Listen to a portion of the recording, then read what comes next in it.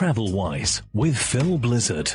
News, views, and interviews. Hello, I'm Phil Blizzard in Dubai with the latest TravelWise podcast, a special podcast. Dubai is open on the day that Dubai opens its doors, you could say, to travellers, both leisure and business, in an effort to kickstart the travel, hospitality and tourism industry in a big effort to boost the economy of the UAE.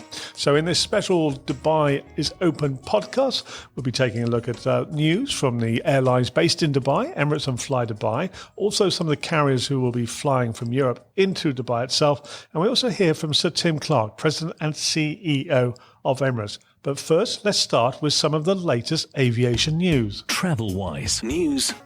News from Emirates Airline, flydubai, and first of all, Emirates really, and their newest sponsorship partner, the French football club Olympique Lyonnais, displayed the special one-off football shirt, the players did. Dubai is open, blazoned across the front of their shirt at a friendly match in France last Saturday when Olympique Lyons played against OGC Nice in Nice last Saturday, showcasing the fact that Dubai is open. Now, moving on to Emirates Airline and their destinations, they're continuing to add travel options really for customers with the recent announcement that they will restart passenger flight to Glasgow in Scotland on July the 15th, Male in the Maldives on the 16th, and just a few days ago on July the 1st they commenced flights to Cairo and Tunis, bringing Emirates network to 52 destinations during the month of July, with convenient connections between the hub in Dubai, of course, Middle East, Africa, Asia Pacific, Europe, and the Americas. Okay, so there you go. TravelWise News. flydubai, well, they are commencing their regular passenger services as of today. Their first flight was to the capital of Afghanistan, Kabul, and they are commencing their regular passenger services with flights to 24 destinations across Africa, Asia, Europe, and the Middle East, and they hope to expand that number to 66 during the summer. Looking at some European carriers in a moment, and staying with flydubai, if you're going to be traveling with them, they've got a very informative collection of videos, short videos on their website showing you what to do prior to booking a ticket, arriving at the airport, on board the aircraft, and when you return or if you are entering Dubai. So what to do at the Dubai airport on arrival in Dubai. So very informative on flydubai.com. European carriers to commence services to Dubai include Lufthansa, KLM, and Air France. British Airways have made an announcement. They will start services on the 17th of July, which will be London Heathrow to Dubai on alternate days, and that will be going daily in August. So that's the latest news from British Airways.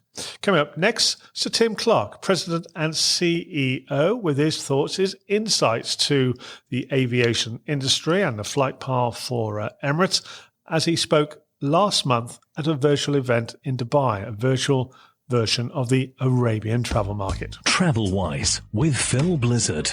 News, views, and interviews. My instinct is telling me that by the summer of next year, and I go back to the two strands of work going on at the moment, the vaccine strand and the social distancing side of things. And my bet is falling onto the vaccine strand, okay? And I believe that, as I said, irrespective of the fact that you might not get 100% efficacy, you'll get a vaccine that does the job to a large extent, plus all the other bits and pieces. If we can get a massive global inoculation program going by the first quarter of next year, and there's work afoot with the pharmaceuticals, with the greatest minds in medical research, life sciences, pharmaceuticals, whatever, I think we have a fighting chance of getting it. And my bet is on that. So that I believe once we have got everybody through the inoculation process, a bit like we did with polio, with smallpox and everything else, we will start seeing things come back to normal. And that way, I would think by the summer of next year, we will start to see an uptick, quite a large uptick in demand for travel, both on the short haul and for airlines like ourselves. And we are very well placed with our business model and our network reach to do just that very quickly. We can activate this fleet probably within 48 hours if we have to. So we are always in a state of readiness, and I believe that is likely to happen going forward into 23, 24. demand will continue to come back unless there is some other major trauma to the global economy. So I think probably by the year 22, 23, 24, we'll see things coming back to some degree of normality, and Emirates will be operating its network as it was, and hopefully successfully as it was. But you've got to believe, you've got to, you basically got to make a stand and say, in the end, this is what we're going to work towards. Otherwise, you're looking into a big black hole. And when you've got $50 billion worth of assets which are not being employed gainfully, that's nowhere to go. You've got to come up with some kind of solution, map your cash flows, and hope for the best and plan towards that in the hope that it does come back. But I do feel that once we're through this year calendar and we've got through all the things we've talked about, that demand will... I'm not saying that people have got short memories, but they're anxious to get on with their lives. They're anxious to enjoy their lives, and they all have aspirations. They may be conditioned by difficulties of furloughs, not having enough money from salaries, etc.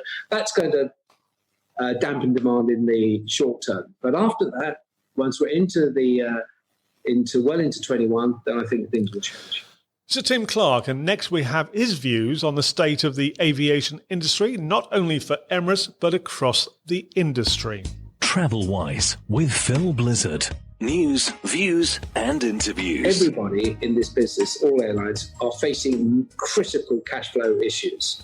And this isn't about mapping what you like to have. This is about surviving the present. And you can see it right the way across the airline world. The reality is that the part of the mix of the assessment going forward is, what is your fleet like to be? What is the affordability of new aeroplanes? What is the affordability of existing aeroplanes, etc.? This is for you and me, for planners. We've never been there before. We've never been into this rather horrendous situation the airline industry finds itself in. So you're having to rethink exactly what your priorities are. One is survival, of course. And for most of them, as they are being underpinned by state, some of those great private enterprises who never had any subsidies, of course, are now receiving large amounts. And now that is a realization by the government, the public sector, that they will not survive unless they are bailed out, so to speak. When that tranche of money runs out, is anybody's guess. If you do not get this industry operating very quickly, all the money that's gone into those companies is absorbing the obligations, cash obligations they have at the time, maybe fleet, staff, etc., etc. But it presupposes that you will be starting to fly meaningfully and profitably, generating positive cash flow in the next few months. Unfortunately, I don't see it to the scale that these companies need to meet their cash obligations. So we're nowhere near out of the woods. So when you back that into fleet orders or new aircraft acquisition, the planners of the company, the management of all these companies are looking at one thing, and that's survival and keeping the cash where it needs to be, short of going out of business. So I think the aerospace manufacturers, they're alive to this, they're aware of this, and they're already seeing signs as aircraft future orders are pushed out or even cancelled. Unfortunately, until we can get income coming back into this business to the level that it was prior to COVID-19, it's anybody's guess as to how each individual carrier is going to manage the short, medium and long term. But I would suggest that we are nowhere near confident enough that the economics, the cash flows, the bottom line are going to put us in a good position to be able to, yes, we'll buy 100 of this, 100 of that, etc., etc. I'm not optimistic there, but again, it's short to medium term. Will it come good again in 23, 24? Probably. But I don't think it's going to happen before then. And in the final segment, Sir Tim talks about their relationships with flydubai and Etihad Airways, his thoughts on the return of tourism to Dubai, and a little on his retirement from Emirates. TravelWise with Phil Blizzard. News, views and interviews.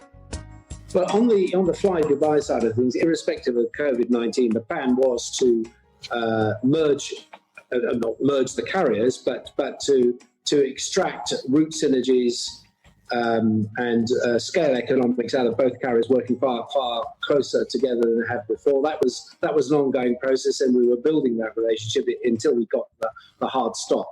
As soon as we get through this, that bridging, that building will continue, and it has this last couple of months. The plan has been able to set back a little bit and make an assessment of perhaps where this relationship can be activated a little bit more meaningfully, more profitably, and giving both carriers the synergies that are going. So that's going to continue to happen, and I think the two airlines will continue to grow together. As far as Etihad is concerned, yes, we continue to have a very good working relationship with them. We remain separate brands, separate entities, and as long as we don't stray into the competition area where we don't breach any rules, where we can work together, we do. But Tony Douglas has been primarily concerned himself with downsizing the airline to get it into a better size and shape for what his shareholders require. I think their main thrust has been trying to get it into that kind of shape.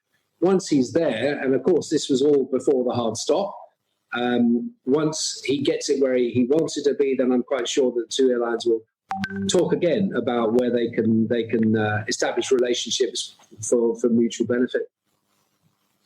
And Tim, a little bit more broadly, and we're running almost out of time, tourism resilience, Dubai in particular, and Emirates role in that. Of course, the Expo 2020 has had to be postponed, but Dubai has, and indeed with the partnership of Emirates, has made tourism a massive success, a massive part of the economy.